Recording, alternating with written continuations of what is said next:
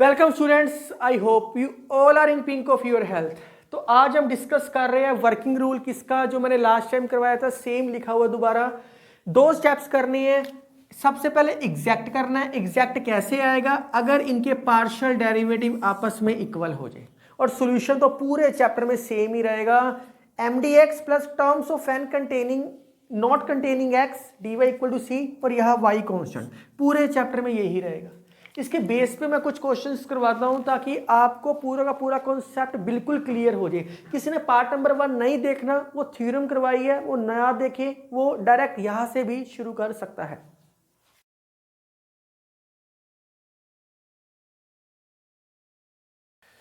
तो स्टूडेंट्स बहुत आराम से करो क्वेश्चन। जितना आप मैथ को आराम से करोगे उतना ज्यादा समझ आएगा। कॉन्सेप्ट क्लैरिटी होनी बहुत जरूरी है। मैंने आपको वर्किंग रूल लिखवाया, तो सबसे पहले स्टूडेंट्स आपको वर्किंग रूल पता होना चाहिए था। अगर वर्किंग रूल पता तो क्वेश्चन बहुत आसान है, देख के पता लग रहा है। M D X plus N D Y की फॉर्म है। It is of the form form कौन सी है ये? M D X plus N D Y equal to 0। Compare करो, m की वैल्यू क्या है? 3x square plus 6x Y square. n की वैल्यू क्या है? यहाँ n की वैल्यू है 6x square Y plus 4y square. अब क्या करती है? एग्जैक्ट बताना है। m का y के साथ, n का x के साथ पार्शियल डेरिवेटिव। करली m बाय करली y। तो डेरिवेटिव क्या आएगा y का? ये 0 हो जाएगा। ये क्या आएगा? 12xy, क्योंकि 6x तो कांस्टेंट है। वाई स्क्वायर का डेरिवेटिव 2y, क्योंकि सिर्फ y के साथ ले रहे हैं। करली n बाय करली x क्या आएगा? x स्क्वायर का 2x, y तो कांस्टेंट है 12xy। यहां तो x है ही नहीं तो 0 हो गया ये। तो therefore curly m by curly y equal to curly n by curly x equal आ चुके हैं। अगर ये इक्वल आ चुके हैं, the given equation is exact. अगर नहीं आएंगे तो कहानी अलग है। तो एग्जैक्ट है। इसका सॉल्यूशन क्या लिखवाया है? y constant. आपको सारे चैप्टर में यही लाइन बार बार मिलेगी। M D X plus terms of N not containing X. ऐसी चीजें जो x के साथ ना हो वो लिखनी है, नॉट कंटेनिंग x। तो y कांस्टेंट, m की वैल्यू क्या दे रखी है? m की वैल्यू दे रखी है आपके पास 3x square plus 6x Y square dx। Terms of n not containing x। n की वो टर्म लेके चलनी है जिसके अंदर x ना हो। n के अंदर ये x दे रखा है, ये लेके नहीं चलना। मैं रिपीट कर रहा हूं, यहां लिख लो। n क्या है? 6x square Y plus 4y square. बेशक इसके अंदर y भी दे रखा है, पर terms of N not containing x। जहां भी x दिख जाएगा वो नहीं लेके चलना। तो बच कौन सा गया? 4y square. सिर्फ 4y स्क्वायर लेके चलना है। यही मैथ की ब्यूटी है और यही आपने चीज समझनी थी। अगर x दे रखा है किसी भी तरीके से वो टर्म छोड़ दो, अगली टर्म लिख लो पूरी की पूरी। y कांस्टेंट, इसकी इंटीग्रेशन क्या होगी? 3x स्क्वायर की x cube by 3। y constant है तो इंटीग्रेशन से बाहर वैसे का वैसे आ जाएगा। x की इंटीग्रेशन क्या आएगी? x square by 2। 4 कांस्टेंट है, ये बाहर आ जाएगा। y की इंटीग्रेशन क्या आएगी? y cube by 3 is equal to C. ये ही आंसर है। एलसीएम ले लो, कटिंग करना चाहे तो कोई भी बच्चा कर सकता है, कोई प्रॉब्लम नहीं। तो ये फार्मूला बहुत आसान है, terms of N not containing X. अगला क्वेश्चन भी सेम पैटर्न से है। अब तो आप कर सकते हो, सेम कहानी लिखूंगा। It is of the form, ये जो फॉर्म दे रखी है ये भी M D X plus N D Y. पूरे चैप्टर में एक ही लाइन बोल के दिमाग में सेटिंग हो जाएगी सारी की सारी। तो m की वैल्यू क्या है? y e की पावर एक्स वाई। n की वैल्यू क्या है? x e की value X Y plus 2y। तो क्या आएगा? करली m बाय m का किसके साथ प्यार होएगा? m का y के साथ, n का x के साथ। मैं बता चुका हूं m n x y opposite करने हैं पार्शियल डेरिवेटिव। तो m का y के साथ लो, प्रोडक्ट रूल लग जाएगा इसके ऊपर, बिल्कुल लगेगा। फर्स्ट फंक्शन वैसे ही, इसकी डेरिवेटिव xy का डेरिवेटिव x, सेकंड वैसे ही y का 1, बड़े आराम से हो गया। इसका भी लो कर ली, इसका किसके साथ, x के साथ। अब e की वैल्यू xy है, ये भी प्रोडक्ट रूल लग गया आपके सामने।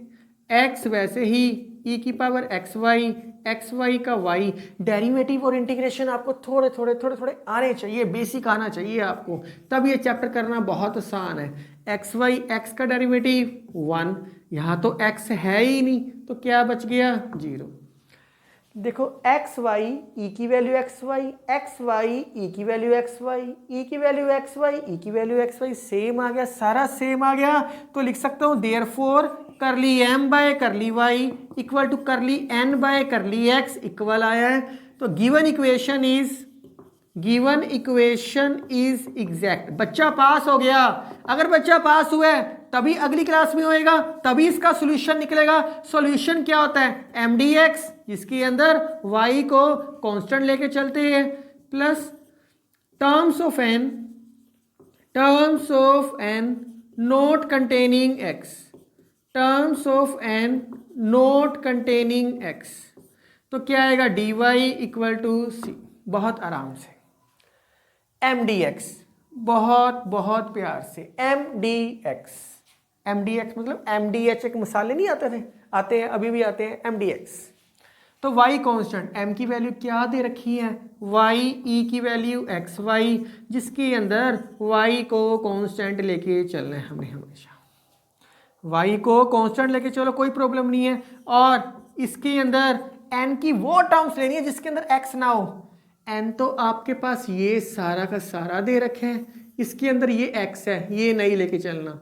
इसके अंदर x नहीं है, बिल्कुल इंडिपेंडेंट ऑफ x होनी चाहिए। अब ये लेके चल पड़े हैं, चली जा रहा है कारवा, क्वेश्चन हो ही जा रहा है। y कांस्टेंट है, इंटीग्रेशन से बाहर आ गया, e की पावर x की इंटीग्रेशन e की पावर xy बाय y, क्योंकि d by D x of something भी आएगा ना, तो या d बाई डी एक्स है, तो y कांस्टेंट है, बाहर आ गया। इंटीग्रेशन लिया मैंने, कुछ भी नहीं लिया। 2y² by 2 is equal to c। तो ये आंसर है। आप देख सकते हो सेम क्वेश्चन है, बस सिर्फ पार्शियल डेरिवेटिव लो और सॉल्यूशन लगाओ।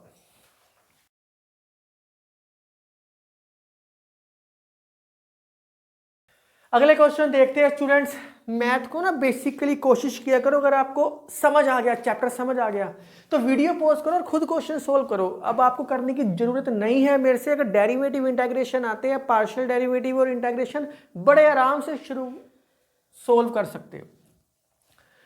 तो स्टूडेंट्स ये जो क्वेश्चन है ना, मेरी कोशिश है कि आपको सारे के सारे क्वेश्चंस मैं करवाऊं, हर तरीके का क्वेश्चन करवाऊं और आपको सारी बुक्स अपलोड करूं।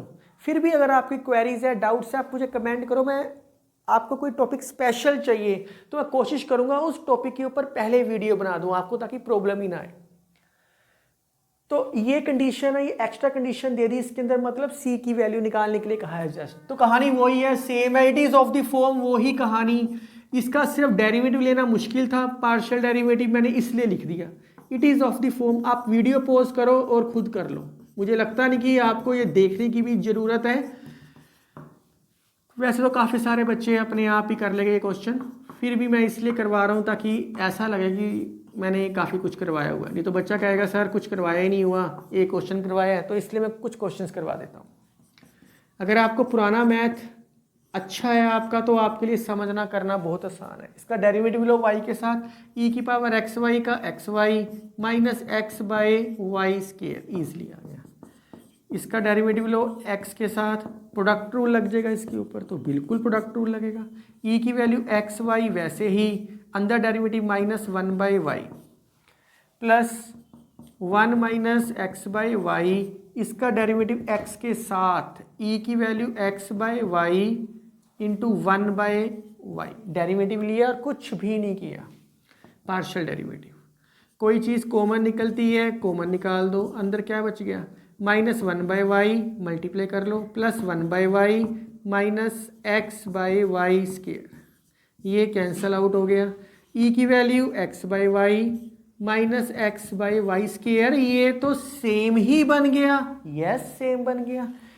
M by curly Y equal to curly N by curly X, the given equation is exact, given equation is exact. अगर ये एग्जैक्ट है तो इसका सॉल्यूशन क्या होएगा, y कांस्टेंट, कांस्टेंट मतलब जैसे 2 होता है 3 होता है वैसे ही y constant M D X terms of N not containing x, x को कंटेन नहीं करेगा, नॉट कंटेनिंग x, साथ में क्या आएगा dy इक्वल टू सी।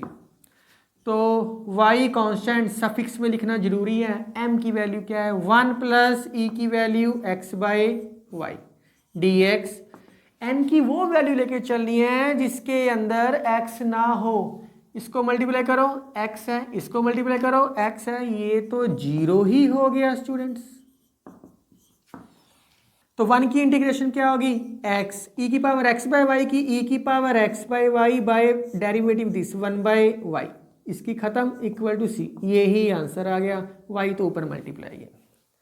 तो ये ना करेंगे सर ये तो पावर में x है, एक ही बात है, जब इसको इससे मल्टीप्लाई करोगे तो क्या आएगा e की पावर x बाय वाई, इसको मल्टीप्लाई करोगे e की power x by Y x by Y. हमने n की वो टर्म लेनी है x ना हो, इसमें x दिखाई देगा या नहीं लेना, इसमें x दिखाई देगा या नहीं लेना, कहानी खत्म होगी, 0 आ गया फिर तो।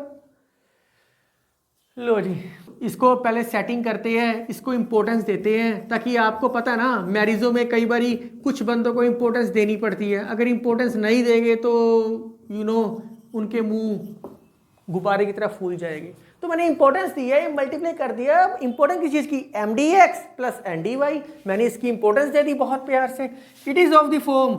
अब ये ना कहना कि sir it is of the form, ये तो फिर भी नहीं बनता, अरे किसी का जितना मर्जी कर लो वो तब भी नाराज ही रहता है, तब भी उसका मुंह फूला ही रहता है मैरिज के अंदर। तो कहोगे माइनस है प्लस है, थोड़ी सी हो एडजस्टमेंट, हाँ जी लो जी लो जी लो, अब ठीक है, अब तो हो गया यार, अब तो कर सकते हैं। बस कंपेयर करो, m की वैल्यू क्या आ गई e की power x cos y, n की वैल्यू क्या आ गई आपके पास माइनस e की पावर x sin y। अब तो कोई प्रॉब्लम ही नहीं है, हमने इसको खुश कर दिया, हमने इसकी पूरी इंपॉर्टेंस दी, आगे पीछे घूम रहे हैं इनके। चलो जी, कर ली m का y के साथ क्या आएगा, ये कांस्टेंट है माइनस साइन वाई ई की पावर x, इसका x के साथ e की पावर x का e की पावर x, ये तो कांस्टेंट है, ये तो सेम आ गया।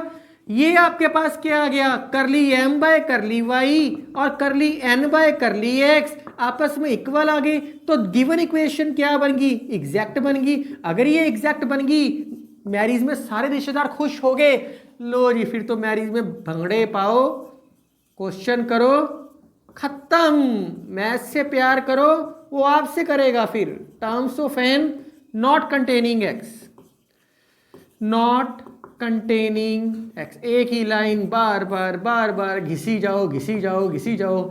जैसे किसी को बार बार I love you I like you बोली जाओ ना, तो उसकी इंपॉर्टेंस खत्म हो जाती है लाइन की, तो इंपॉर्टेंस बनानी पड़ती है, कहो ना। लो जी, वाई कांस्टेंट, m की वैल्यू क्या दे रखी है आपके पास e की power x cos y dx, terms of n not containing x, इसमें तो x आ गया, कहानी आसान होगी, 0 तू भी चल 0। y कांस्टेंट e की पावर x का e की पावर x cos y बाहर c, नंबर 1 इक्वेशन। क्यों? क्योंकि इस क्वेश्चन में हमें अलग से कंडीशन दे दी। इस कंडीशन का मतलब होता है ये होता है x, ये होता है y, x की वैल्यू क्या है 0, y की वैल्यू क्या है 0, गिवन है कंडीशन के अंदर। जो y आप छोटी क्लासों में function of x Y X करके आए हो, वाई एक्स, ये बीच वाली वैल्यू हमेशा x की होती है, सामने वाली वैल्यू हमेशा ही y की होती है। तो गिवन है y 0 इक्वल टू 0, मतलब x 0 और y भी 0। x 0 e की power 0 cos 0 equal to c की वैल्यू क्या आ गई 1, किसी भी चीज की पावर 0 1, cos 0 1, पुट इन 1, सब कुछ 1 हो गया। सबका मालिक एक ही है सिर्फ, e की power x cos y equal to 1, और मैथ का मालिक क्या है 1। बड़े फ्लो में हो रहे क्वेश्चन आज।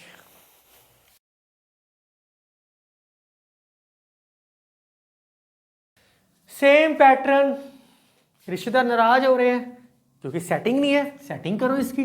सेटिंग करने के लिए इसको इससे मल्टीप्लाई, इसको इससे multiply, D Y H X, चलो इसको पहले बाद में लिख दूंगा कोई बात नहीं, is equal to minus A X plus H Y plus G D x.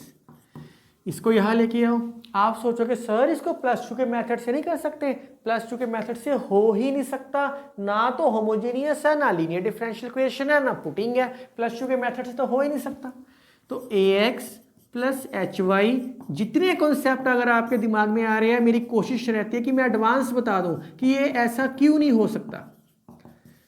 तो जैसे मैंने इसके चैप्टर्स बनाए हैं, maximum minima, partial differentiation, Charpit method, Bessel, Legendre, सब बनाए हुए हैं, आप देख सकते हो वीडियो में। आगे फर्दर वीडियोस देखोगे आपको सब कुछ मिलेगा, कहीं जाने की जरूरत नहीं है आपको। बस आप मुझे लाइक करते रहो और कोई भी डाउट है कमेंट करते रहो, बस सिर्फ इतना ही करना है आपको।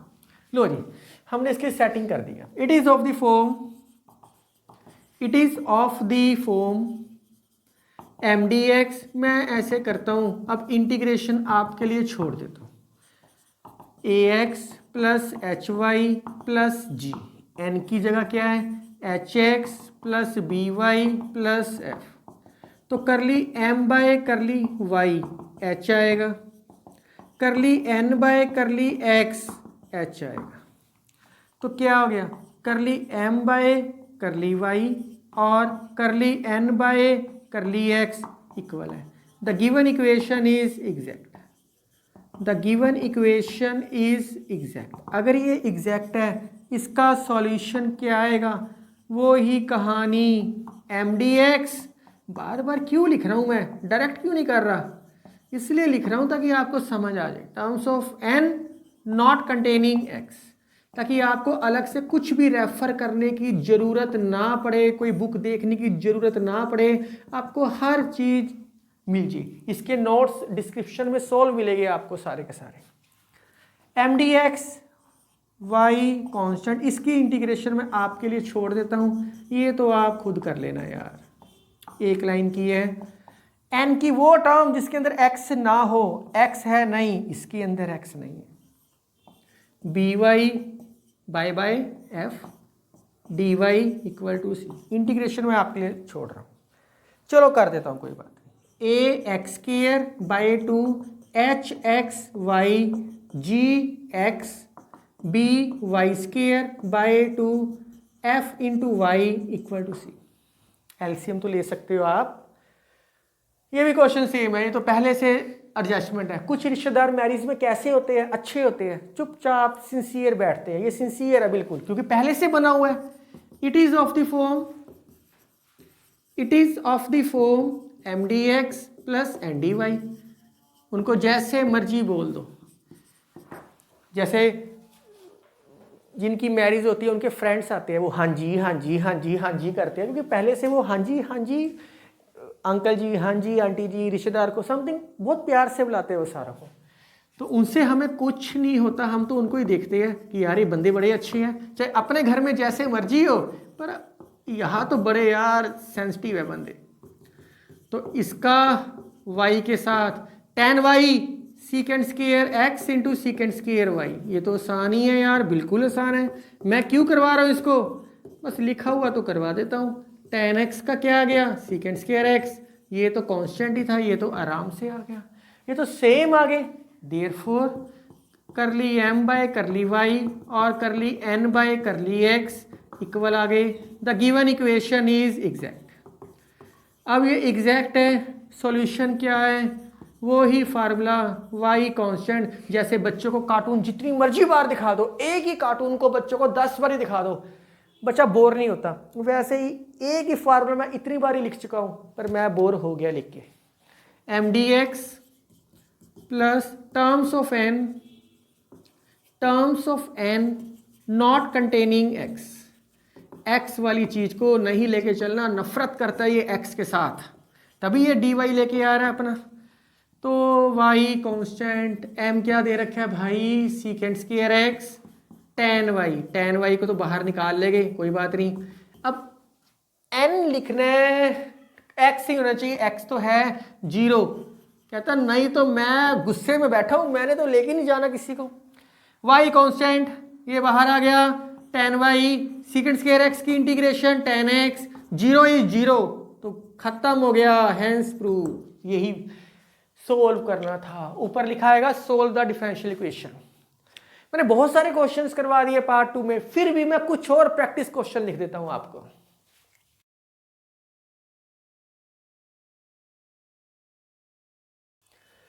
स्टूडेंट्स मैंने कुछ प्रैक्टिस क्वेश्चन लिखे हैं, मुझे हिंट देने की भी जरूरत नहीं है, डिस्क्रिप्शन में सोल्व मिलेंगे। डेरिवेटिव है sin 2x को 2 sin x cos x ना लिखना, डायरेक्ट डेरिवेटिव है इसका, पार्शियल डेरिवेटिव। इसकी पहले सेटिंग करना, बहुत नाराज है ये। dy इसको अलग अलग कर देना, dy कंबाइंड हो जाएगा, dx कंबाइंड हो जाएगा, फिर पैटर्न बन जाएगा। तो इस वीडियो में मैं विराम देता हूँ। फिर भी अगर आपको कोई डाउट है तो आप मुझे कमेंट करो। मेरी वीडियो पसंद आ रही है लाइक करो। Thank you. नेक्स्ट पार्ट में इंस्पेक्शन मेथड करते हैं।